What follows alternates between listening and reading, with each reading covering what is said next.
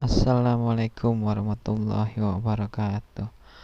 Teman-teman sekalian, kali ini kita akan mendengarkan ceramah singkat dari Ustadz Abdul Somad dengan bertemakan kunci ketenangan hati dan jiwa. Jadi dimanapun kita saat ini bisa mendengarkan ceramah singkat ini, semoga teman-teman mendapatkan wawasan dan manfaat untuk kita. Mari kita simak atau dengarkan ceramah singkat ini.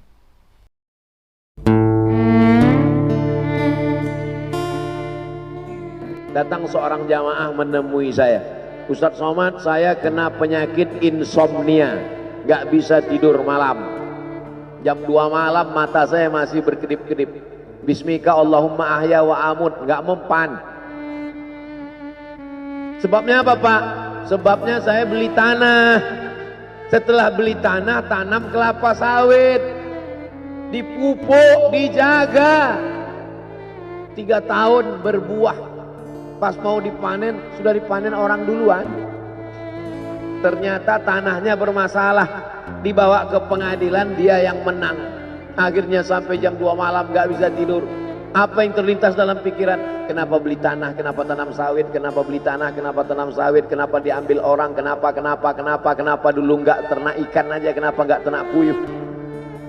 Berbulan-bulan gak bisa tidur. Akhirnya pergi ke psikiater. Pak psikiater, ya saya sudah 2 bulan gak tidur-tidur Pak psikiater. Akhirnya Pak psikiater buat resep. Ini obatnya, yang ini dimakan sebelum makan, yang ini dimakan setelah makan, yang ini 3 kali, yang ini 2 kali. Akhirnya memikirkan resep itu, makin gak bisa tidur. Dimakan, tertidur. Dosisnya habis, terbangun. Kenapa beli tanah, kenapa tanam? Setelah dimakan, muncul masalah baru. Terlalu banyak makan obat, terjadi kekacauan tubuh. Akhirnya kena buah pinggang, muncul masalah baru. Sampai akhirnya saya ketemu MP3 Ustadz. Saya dengarkan sebelum tidur malam. Begitu saya dengar, saya tertidur. Makanya saya tidak marah kalau ada jamaah tertidur. Itu menunjukkan jiwanya tenang. Karena dia tidak kena penyakit insomnia. Orang Amerika, orang Eropa, mobilnya mewah, apartemennya cantik, rumahnya megah, duitnya banyak, dolarnya bejibun, gak bisa tidur karena masalah hidup dunia. Kita naik angkot kelewatan gang. Itu menunjukkan apa? Di mana letak ketenangan itu? Huwallazi anzala sakinata fi qulubil mu'minin. Dia yang menurunkan ketenangan ke dalam hati orang yang beriman. Oleh sebab itu maka iman ini mesti disiram dengan ilmu. Majelis ilmu adalah majelis zikir. Majelis ilmu adalah majelis turunnya rahmat dan barakah. Majtama'a qaumun fi baitin min buyutillah. Sekelompok orang berkumpul di rumah Allah, yatsluna kitab Allah, membaca ayat-ayat Allah, wa yatadarasunahu fima bainahum, mengkaji isinya. Nazalat alaihimus sakinah, turun ketenangan. Wasyat bihimur rahmah, turun rahmat kasih sayang Allah. Haffat bihimul malaikah, dikelilingi oleh para malaikat. Wa dzakarahumullahu fi man indah, dibanggakan Allah Ta'ala dengan para malaikat. Tadi malam ketemu dengan murid dari Syekh Muhammad Yasin bin Isa Al-Fadani di Zawiyah Raudhah. Ketemu, cium tangan, barokah, zikir, sholawat, tenang jiwa. Lalu kemudian subuh ini ketemu dengan Abah Raud, ketemu dengan para penghafal Quran, ketemu dengan santri-santri, tenang jiwa. Tidak ada yang menenangkan jiwa ini selain daripada majlis zikir, majlis ilmu. Betapa meruginya ayam-ayam mati di lumbung padi. Benih tidak disiram, mati. Benih yang disiram dengan majlis ilmu tumbuh, tapi tidak berbuah. Maka mesti disiram pakai pupuk buah. Datang konsultasi, ini kenapa tidak berbuah? Kenapa ini tidak berbuah? Karena ternyata dia mesti diamalkan.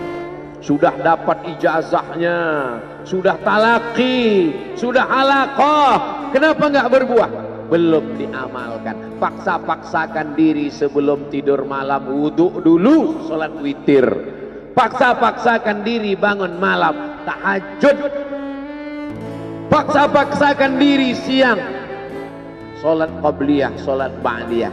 Paksa-paksakan diri pagi, sholat duha. Paksa-paksakan diri sholat subuh berjamaah, barulah dia berbuah. Kalau dia tidak berbuah, dia hanya sekedar pokok kayu yang hanya membuat sampah saja. Tapi paling tidak tempat orang bernaung di bawah ketika panas, tapi manfaatnya tidak sesuai karena yang ditunggu itu buahnya. Masa pohon kayu rindang besar tidak berbuah, sementara semangka yang kecil buahnya besar? Oleh sebab itu maka mesti berbuah. Benih disiram, berbatang, berputih, berbuah. Buahnya ranum, cantik dan indah. Begitu dibelah tak bisa dimakan. Kenapa? Ulat semua isinya. Oleh sebab itu mesti dijaga. Benihnya disiram. Apa yang bisa menjaga ini? Diprotek dia. Kenapa apel tidak dimakan ulat? Bukan karena ulat tidak sanggup beli apel, tapi karena disemprot pestisida. Ulat tahu ini ada pestisidanya, maka dia tidak makan. Kita nggak tahu, dimakan. Ikan asin tidak dikerubungi lalat, tidak ada satupun lalat yang hinggap di ikan asin. Kenapa? Karena lalat tahu ikan asinnya pakai formalin.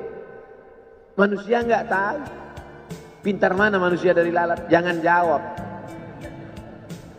Akhirnya orang makan, menumpuklah pestisida dan formalin dalam darah. Apa namanya? CANCER, cancer.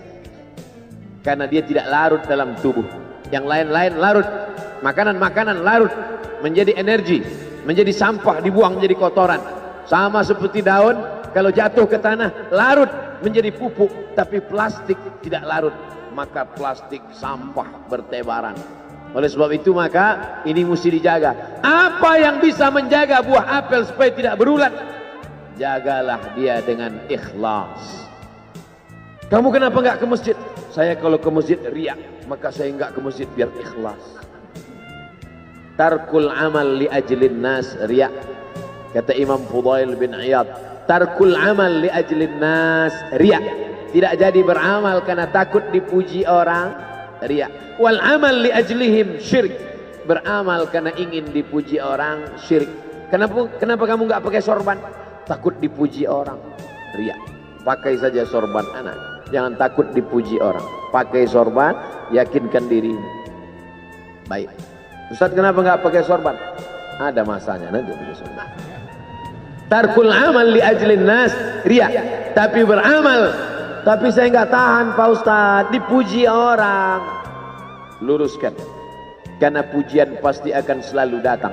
La'atiyannahum min baini aydihim wa min khalfihim wa an aymanihim wa an syama'ilihim. Datang dari depan, dari belakang, dari kanan, dari kiri, dari dalam. Alladzi yuwaswisu fi sudur, dari dalam, dari depan, dari belakang, dari kanan, dari kiri, dari dalam, dari dua aspek, minal jinnati wan nas, dari yang zahir, dari yang batin, berdatangan dia.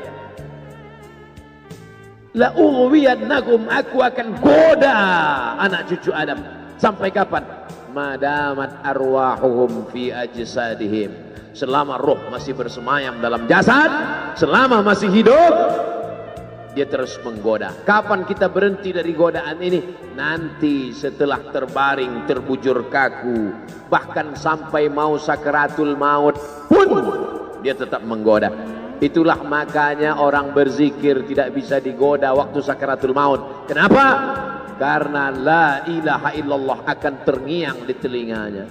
Subhanallah walhamdulillah wa la ilaha illallah wallahu akbar. Subhanallah walhamdulillah wa la ilaha illallah wallahu akbar.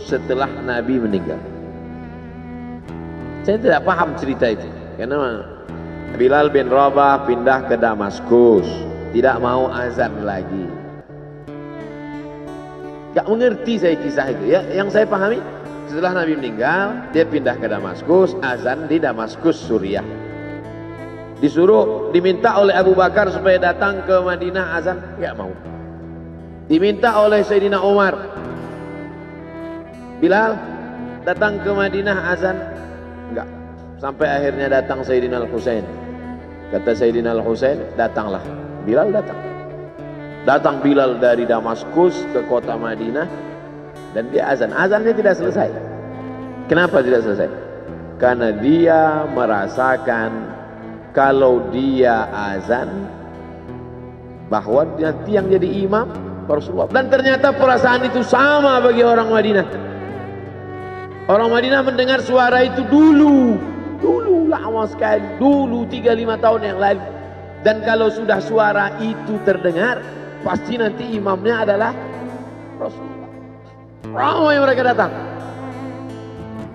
mereka datang, luar biasa ini azan, kata mereka. Karena kalau sudah azan ini yang pasti nanti imamnya.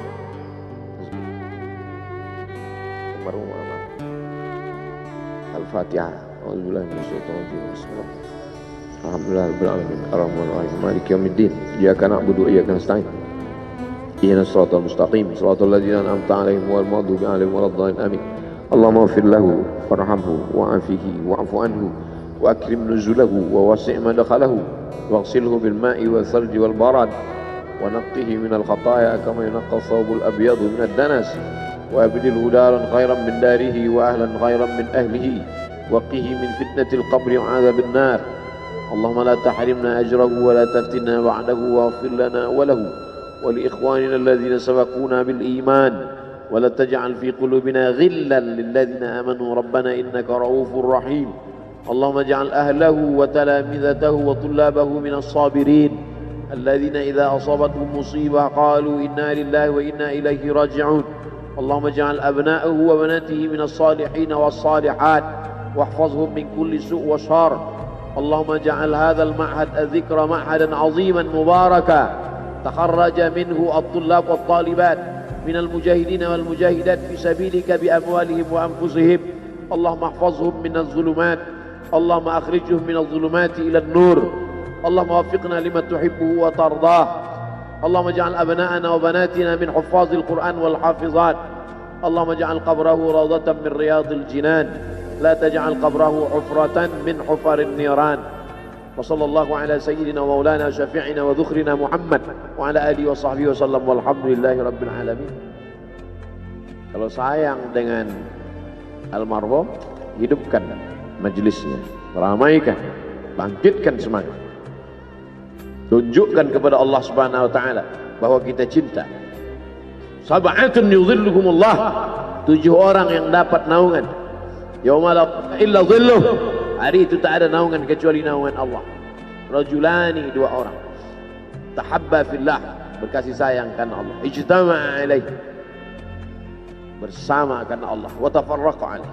Saya berharap saya dengan almarhum, saya dengan Abah Raud, saya dengan para sahabat termasuk yang mendapatkan naungan ini.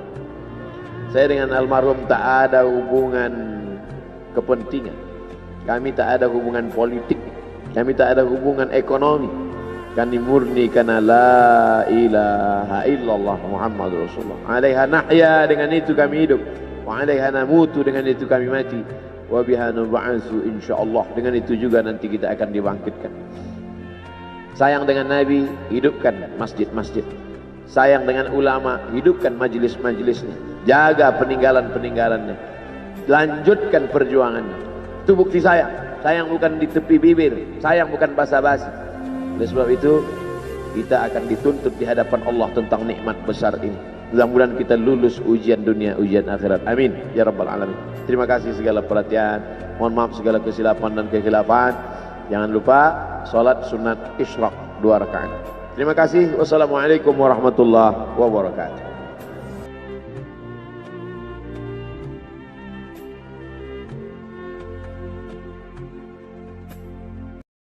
Nah, jadi Jadi teman-teman sekalian, tadi ceramah singkat dari Ustadz Abdul Somad.